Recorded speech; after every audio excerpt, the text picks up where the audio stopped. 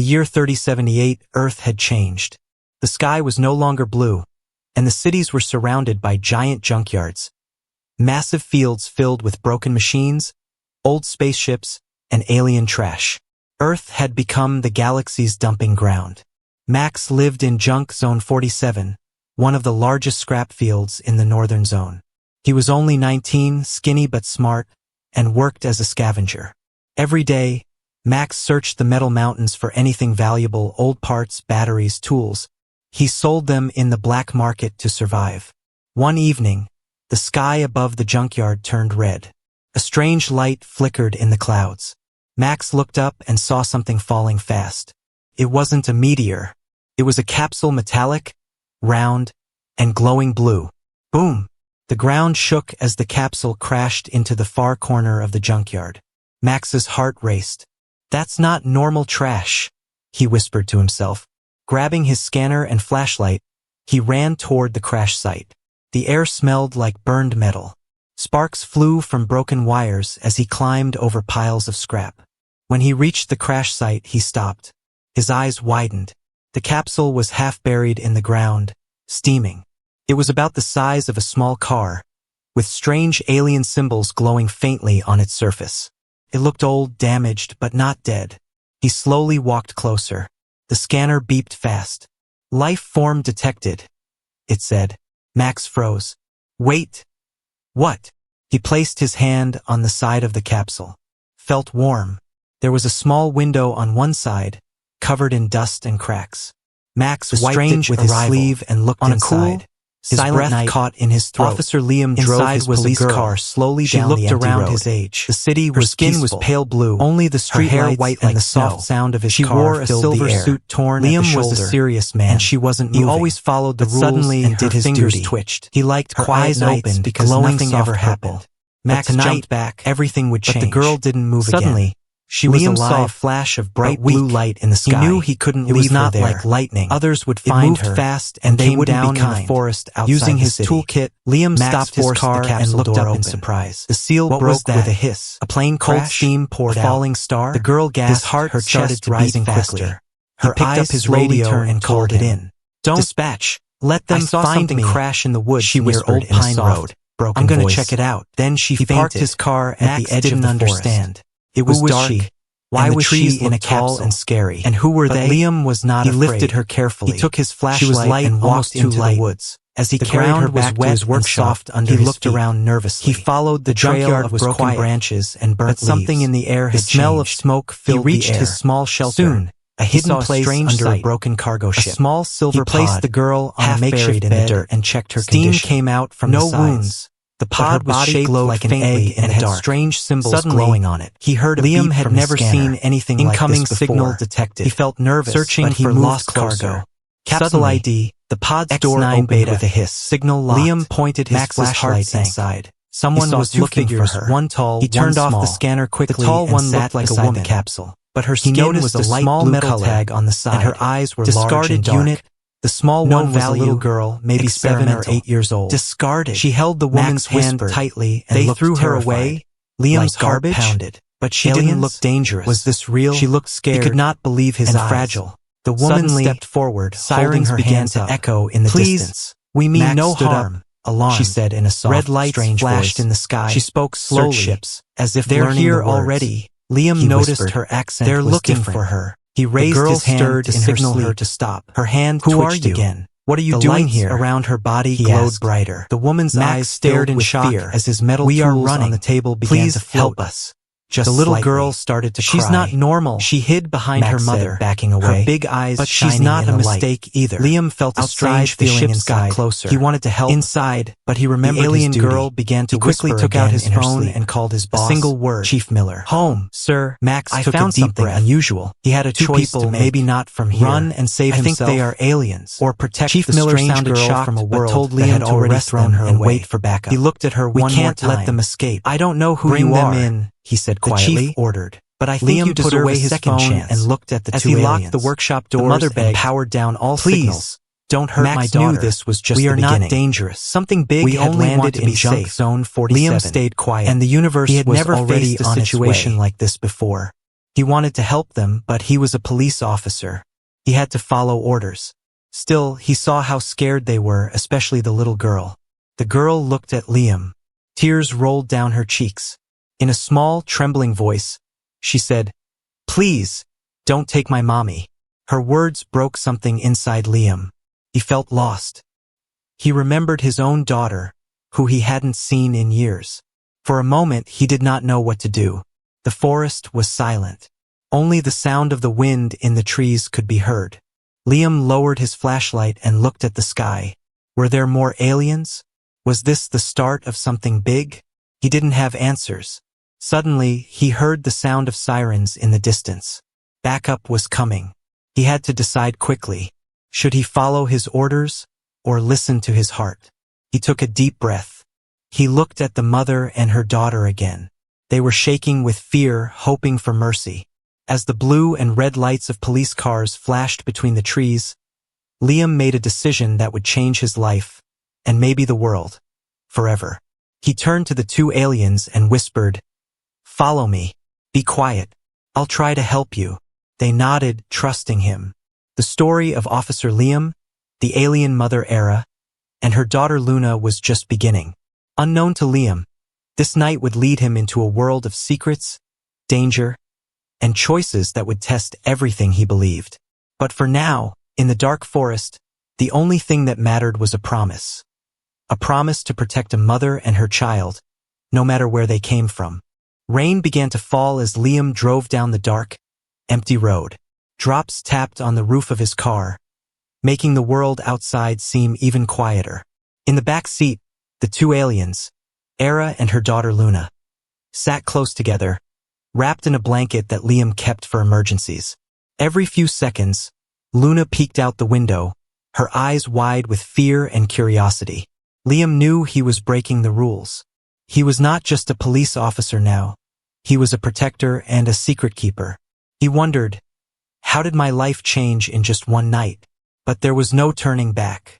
At his small house, Liam pulled into the driveway and turned off the headlights. He checked the street. No one was there, but he still felt like someone was watching. He quickly unlocked the door and hurried Era and Luna inside. Downstairs, in the cool, dusty basement, Liam made a small bed using old blankets and pillows. The room smelled of old paint and wood, but to Era and Luna, it felt like safety.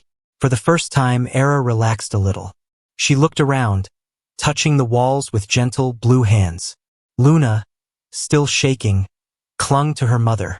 Liam sat on the bottom step, thinking hard.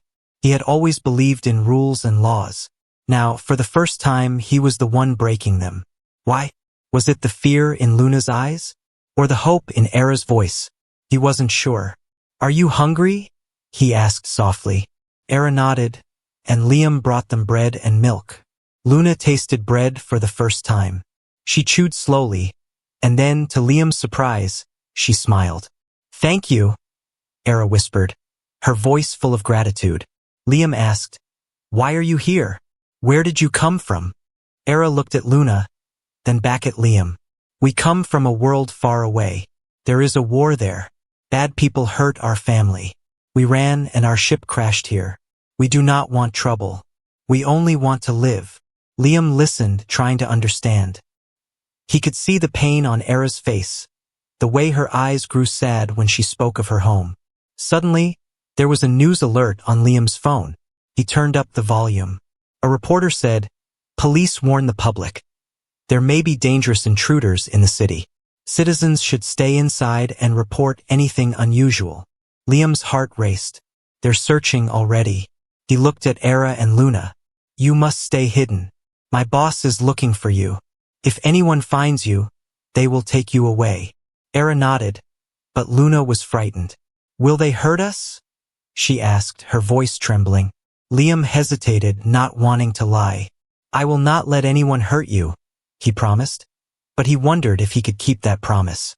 Time passed slowly in the basement. Liam checked upstairs every hour, looking out the window for police cars. Once, he saw his neighbor across the street, watching his house longer than usual. That night, when the city was asleep, Liam heard footsteps on his porch. He froze. Someone knocked loudly on his door. Police sirens flashed outside, painting the walls red and blue. Liam's phone buzzed. His partner was calling. He swallowed, then walked upstairs and opened the door. 2 police officers stood outside.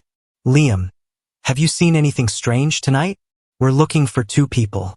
Some say they're dangerous. Liam shook his head. Nothing here. Just a quiet night. The officers looked past him into his house. One of them frowned. You sure? Liam smiled, hiding his fear. Just me here. Want some coffee? They refused and walked away, but Liam could feel their suspicion. Back in the basement, Luna was crying quietly. Liam knelt beside her, unsure what to say. Why are you helping us? Era asked. Liam thought for a moment. Maybe because everyone needs help sometimes. Maybe because I have a daughter too, and I couldn't save her. Maybe because I think you're not the danger. Maybe the real danger is what happens if we forget to be kind. Outside, thunder rumbled. Inside, for a moment, there was only quiet and hope. But far away, in a dark office, a secret government agent watched a screen. Liam's house was highlighted in red. The hunt had only just begun. A single dog barked somewhere in the distance as the city woke to another cold, gray morning. Liam stood at his kitchen window, sipping stale coffee, his nerves stretched tight like a wire. Downstairs, hidden behind a locked door, Era and Luna sat silently, listening for footsteps above. It had been only one night, but everything in Liam's world felt different now. He checked his phone every few minutes, waiting for messages from the police station, his heart jumping at each new buzz. Were his friends now his enemies? How long could he keep this secret? On the news, faces of wanted strangers flashed across the screen. The photo was blurry, but anyone who saw Era and Luna would know. The government called them dangerous. If you see them, the news anchor said, do not approach. Call the authorities. But the most dangerous thing was the silence. Liam felt it in every quiet second, every shadow at his window, every knock at the door. His phone rang, his boss, Chief Miller, again. Liam let it ring. He was running out of excuses. Down in the basement, Luna pressed her face against the small window, her breath fogging the glass. Why can't we go outside? She whispered. Era stroked her daughter's hair. It's not safe, little star. But I want to see the sky, Luna said. Above, Liam made a decision. He couldn't keep them locked away forever. If the police came back, he would have no way to protect them. He had to move them now. Liam packed a bag with water, food, and a blanket. He pulled Era and Luna aside. We have to leave. It's not safe here anymore. Era nodded, trusting him. Where will we go? There's an old warehouse at the edge of town. No one goes there. We'll be safe. Just for a little while. They waited until dusk. Liam led them to his old, rusty car parked behind the house. He covered Luna with a big jacket and told her to keep her head down. He helped Era climb in, whispering, Stay quiet. No one can see you. The streets felt longer than ever before. Liam drove slowly, checking the mirrors again and again. At every stop sign, his hands shook on the wheel. It seemed like every car on the road was following him. Every face at the window was watching. Suddenly, at a traffic light, a black SUV pulled up behind them. Its windows were dark. Liam's heart pounded. He turned left, then right, trying to lose the car, but the SUV stayed close. Inside the car, Luna squeezed Era's hand. Mommy, I'm scared. It's okay, Luna. We have to trust Liam, Era whispered. Liam took a sharp turn and headed for the back roads. The SUV followed, never slowing down. Was it the police? Or something even worse? At last, they reached the warehouse. A lonely building covered in graffiti and broken glass. Liam parked around the back. Hurry, he whispered. They ran inside. The warehouse was dark, filled with old boxes and the smell of oil. Liam found a small room at the back and locked the door. They listened, silence, then the sound of a car stopping outside. Someone was coming. Liam's mind raced. Had someone seen them? Would they be found? He pulled Era and Luna close and held his breath. Outside, footsteps crunched on gravel. A flashlight beam swept across the broken windows. Someone tried the door. For a long moment, nobody moved. Then the footsteps moved away. The car door slammed, and the engine faded into the night. Liam let out a long breath. They were safe for now. But as the night grew colder, Liam knew this was just the beginning. Someone had followed them. Someone new. And far away, in a dark office, the secret agent marked a new spot on the map, Liam's warehouse. The warehouse creaked with every gust of wind, as if the building itself was whispering secrets. In a corner lit only by moonlight, Liam sat on the cold floor with a flashlight in his hand, his back against the wall, his eyes wide open. He hadn't slept in 2 days. Across from him, Era sat silently beside Luna, who was finally asleep, curled in her mother's arms. But Era's eyes were not resting. They were watching Liam, measuring him, waiting for the right moment. And then she spoke.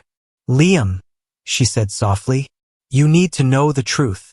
Liam looked up. "I thought I already did. You're running. You crashed. I'm hiding you. That's the truth." "No," she said, her voice calm but serious. "That is only part of it. We didn't just run from war. We brought something with us." Liam felt a chill, even though the air was still. Era took something from a small pouch hidden under her clothes. It looked like a stone, glowing faintly blue, pulsing slowly like a heartbeat. "This is a core key," she said. "It can connect worlds. My people used it to travel, to escape, to protect. But the wrong ones, the ones chasing us, want it to destroy." Liam stared at it. "Why didn't you tell me before?" "Because you wouldn't have helped us," she replied. "You are human. You believe in control, in safety, in rules. This," she held up the stone, "breaks all of them." Liam didn't answer. He looked at Luna, sleeping peacefully, unaware that her mother held the fate of 2 worlds in her hands. Outside, headlights passed by slowly. Liam stood, walked to the broken window, and peeked out. The black SUV was back. It didn't stop, but it circled once, then disappeared into the night. "They're watching us," Liam said. "They always are," Era replied. "They're not from my world. They're from yours." Liam turned. "What?" "There are people here," Era explained, "working with the invaders. They want Earth to join them, to fall under their rule. Your leaders don't even know, but someone does. A man in your government. A hunter." Liam remembered the man in the dark suit who always stayed quiet at meetings. The one who never smiled. Agent Cross. "I think I know who you mean," he said slowly. Era nodded. "He's already found you. He won't stop now." Just then, Luna coughed in her sleep. Era bent down quickly. Her skin was pale, too pale. Liam noticed for the first time. "She's sick, isn't she?" "The air here," Era said, her voice shaking, "is hurting her. Our bodies can adjust, but slowly. We need something from the ship. Medicine. A serum stored in the escape pod." Liam frowned. "The pod? Still out there. The government sealed the crash site. They've probably taken everything." Era looked up, her eyes shining.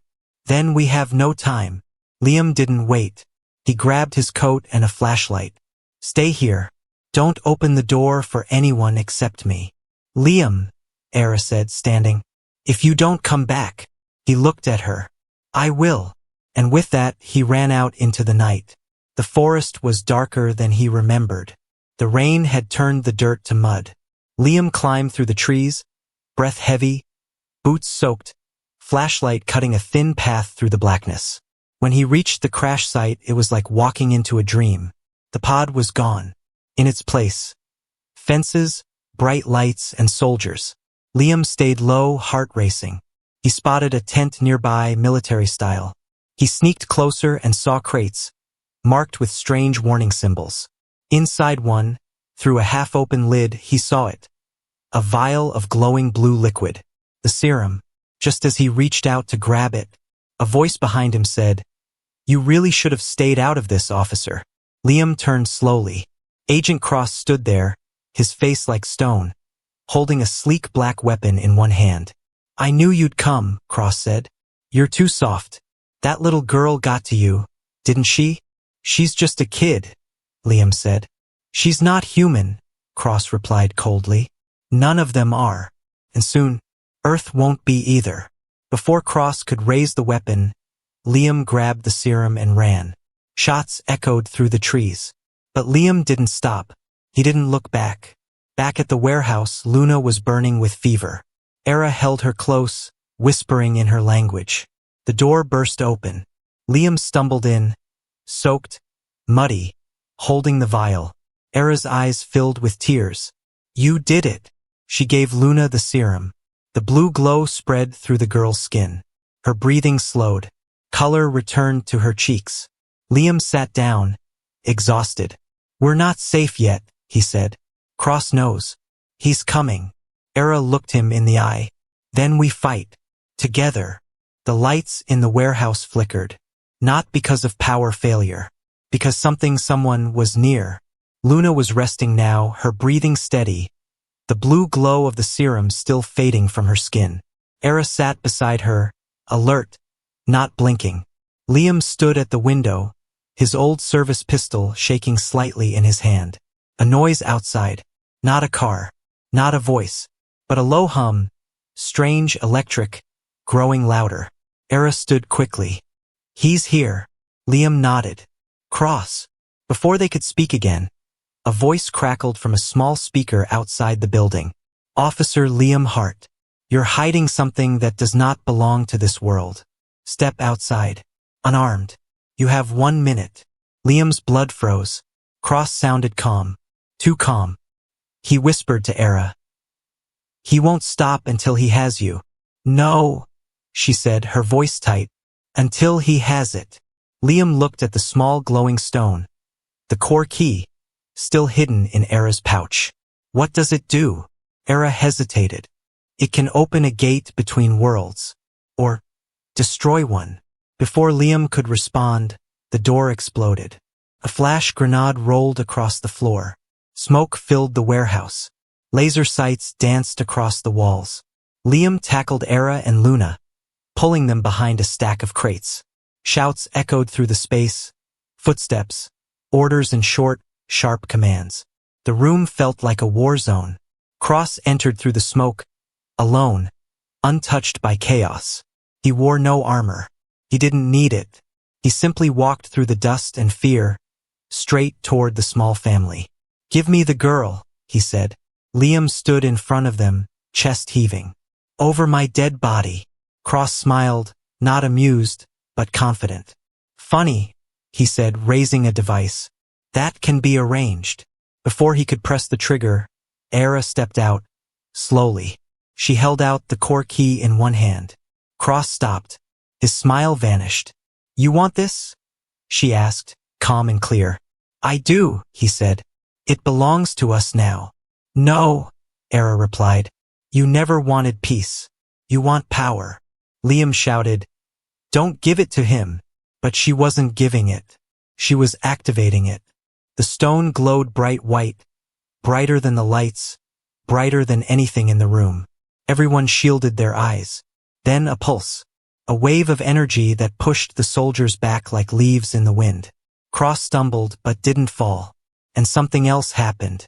From Era's hand, a small projection appeared in the air. A hologram. An alien city, beautiful, glowing, now burning. Screams in a strange language. Fires rising.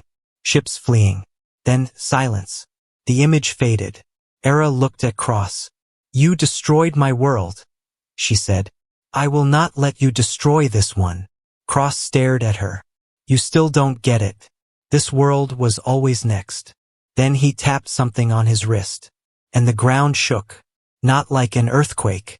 Like a ship was landing. Liam ran to the door.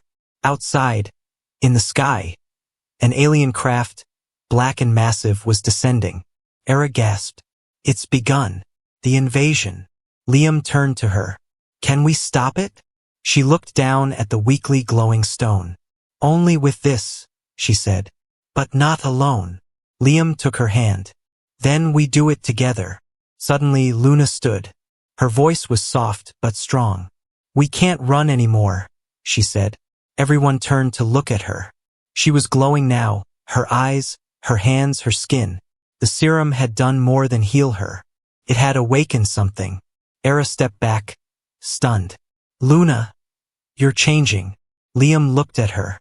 "Into what?" Era whispered. "Into hope." As the alien ship hovered overhead and Cross gave his final command to attack, Liam, Era, and Luna prepared for the last stand. But deep inside the ship, watching through red eyes, something worse than Cross was waiting. Something ancient, something hungry, something ready. The sky was on fire. A giant alien ship hovered above the city, casting a black shadow that swallowed the sun.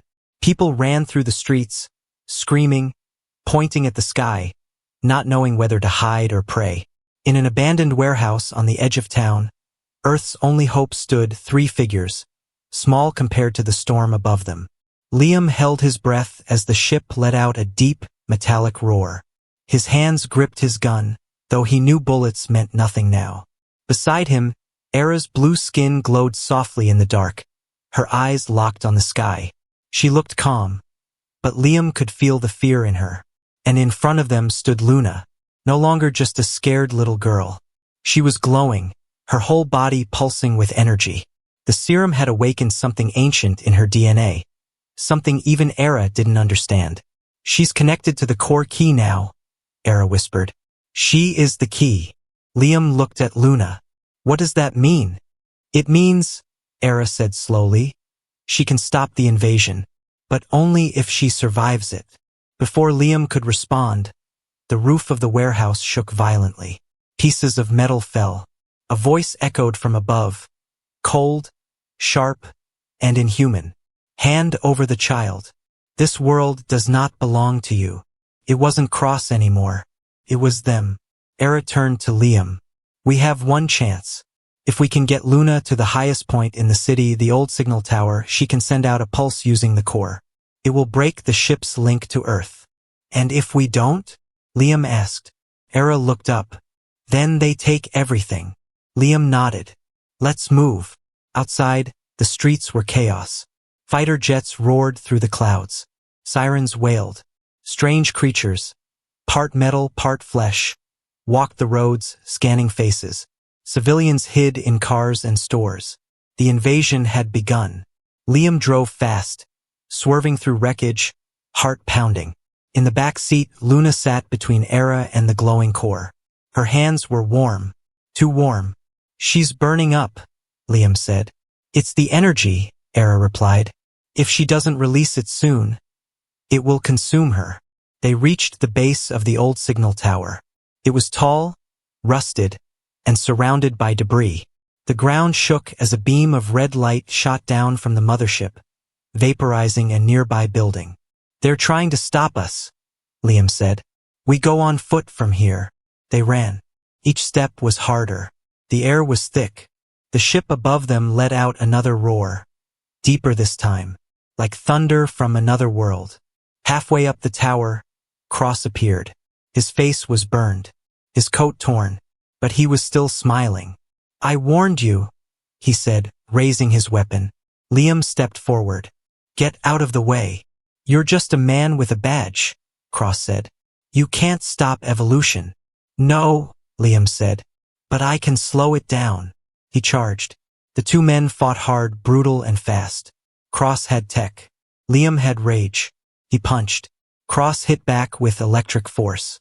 Liam fell, blood on his face. "Enough games," Cross said, aiming at Luna. But Era was faster. She jumped in front of her daughter. The shot hit her. She collapsed. Luna screamed. The air shattered. Her glow exploded outward, knocking Cross off the tower. Liam crawled to Era. No, stay with me." Era smiled weakly. "Protect her. She's more than my child now. She's your world's future." Then she was gone. Luna climbed the last steps alone. She stood at the edge of the tower, the core floating above her hands. The sky opened. The ship pulsed with red energy, ready to fire. Luna raised her arms. A wave of blue light shot into the sky, bright as a star, loud as a storm. The mothership stopped, screamed, shook, and began to fall.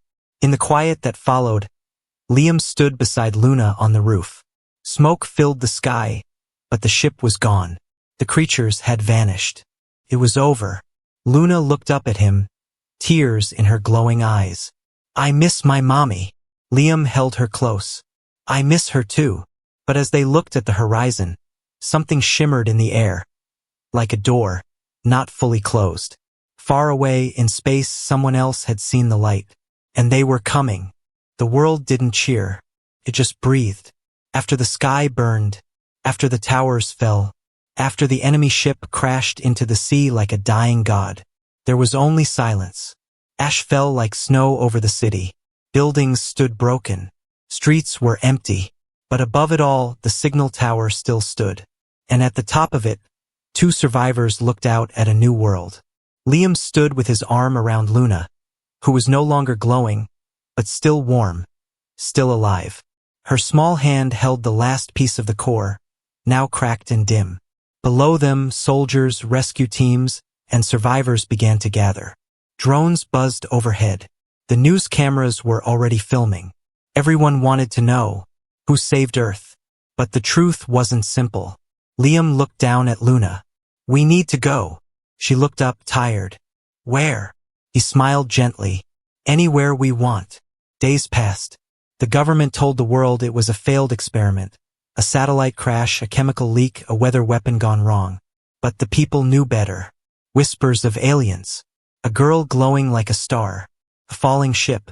A man who turned against his own system to protect them. Liam disappeared. No one knew where he went.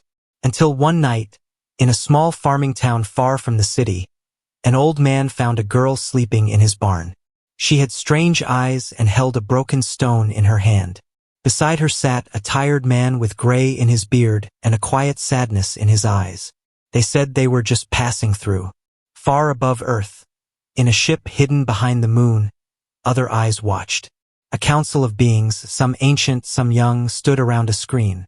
On it played the final light from Luna's core. "She chose peace," one of them said. "She chose Earth," said another.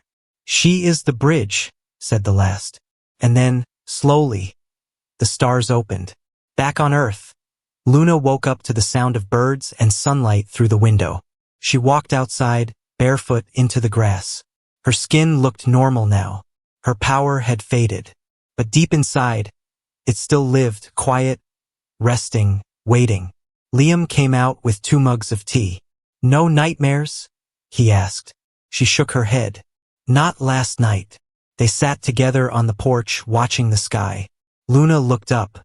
"Do you think my mom can see us?" Liam nodded. "I know she can." A long pause. Then Luna said, "Do you think they'll come back?"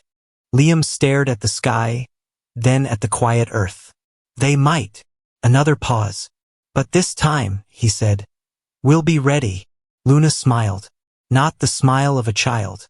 The smile of someone who had seen too much, lost too much, and still had hope. Somewhere in the barn behind them, the broken core flickered. Just once. A small light. A reminder that one girl, one mother, and one man had changed everything. And maybe, just maybe, the story was not over.